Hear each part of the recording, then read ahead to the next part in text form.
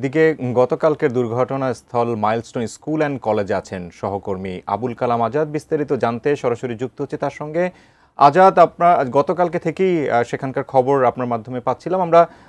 একটা বিষয়ের মধ্যে জেনেছি যে মাইলস্টোন স্কুল অ্যান্ড কলেজে শিক্ষার্থীরা ইতিমধ্যেই সেখানে কিছুটা সমাবেশ একত্রিত হয়ে তারা সেখানে RAJUK Uttara model school and কলেজের দিয়াবাড়ি যে ব্রাঞ্চটি রয়েছে সেখানকার ৫ নম্বর ভবনের সামনে, যেখানে বলা যায় যে ১.৫ ঘন্টার মতো বৈঠক হয়েছিল সরকারের দুজন উপদেষ্টা, প্রধান উপদেষ্টা প্রেস উইং সহ কলেজ কর্তৃপক্ষের সঙ্গে।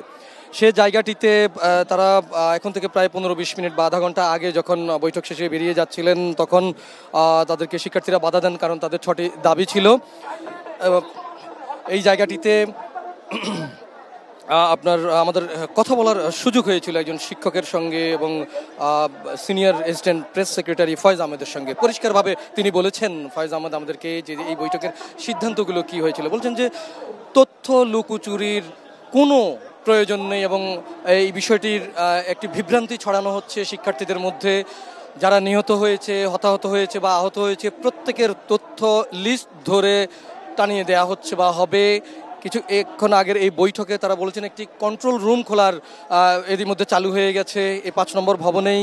এই বৈঠকের সিদ্ধান্ত হওয়ার পরপরই এই কন্ট্রোল রুমে এসে যারা এখনও নিখোঁজ আছেন, যে অভিভাবকরা বলছেন, তাদের এখানে জানানোর জন্য বলেছেন এবং বলেছেন যে যারা উপস্থিত ছিলেন হাজিরা খাতায় বা রেজিস্টার খাতায় প্রত্যেকেরই নাম বা তালিকা রয়েছে। তাই কারা হতাহত হয়েছেন বা নিখোঁজ বা নিহত হয়েছেন এই বিষয়ে বিভ্রান্তিকর তথ্য না ছড়িয়ে যে বা যারাই যে অবস্থায় আছেন আহত বা নিহত কিংবা নিখোঁজ, তাদের তালিকাটি সুনির্দিষ্টভাবে, সুশৃঙ্খলভাবে, নির্ভুলভাবে এখানে ধরে ধরে টানিয়ে দেওয়া হবে। তাই তথ্য লুকানোর বা গোপন করার জন্য যে বিভ্রান্তিকর তথ্য বিষয়টি ছড়ানো হচ্ছে সেটিতে কান না দিয়ে তাদের শিক্ষার্থীদের যে দাবি রয়েছে এবং এখানকার যারা রয়েছেন এই বৈঠকের সিদ্ধান্তটি, সেই সিদ্ধান্তটিকে পুরোপুরি পরিষ্কার করা হয়েছে। অপরদিকে শিক্ষার্থীদের ৬টি দাবির সঙ্গেই সরকারের ২ উপদেষ্টা, তারা আইন উপদেষ্টা এবং শিক্ষা উপদেষ্টা, তারা এখানে আছেন, তারা পুরোপুরি একমত। বলেছেন যে এই যে আহত বা নিহত, হতাহত, তাদের প্রত্যেকেরই সুন্দরভাবে,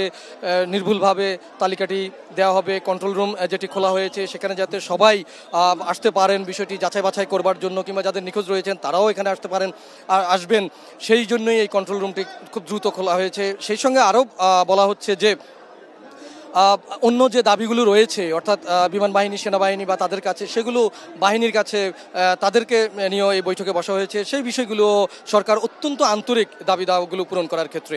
তো এখনকার মতো এই ছিল আমার কাছে সবশেষ। আমরা একটু চেষ্টা করব কিছুক্ষণের মধ্যেই, সেটা সরকারের তরফ থেকে হোক কিংবা RAJUK Uttara model school and কলেজের পক্ষ থেকে হোক, সে জায়গাটিতে যে ব্রিফিংটি হবে সেটি জানাবার জন্য।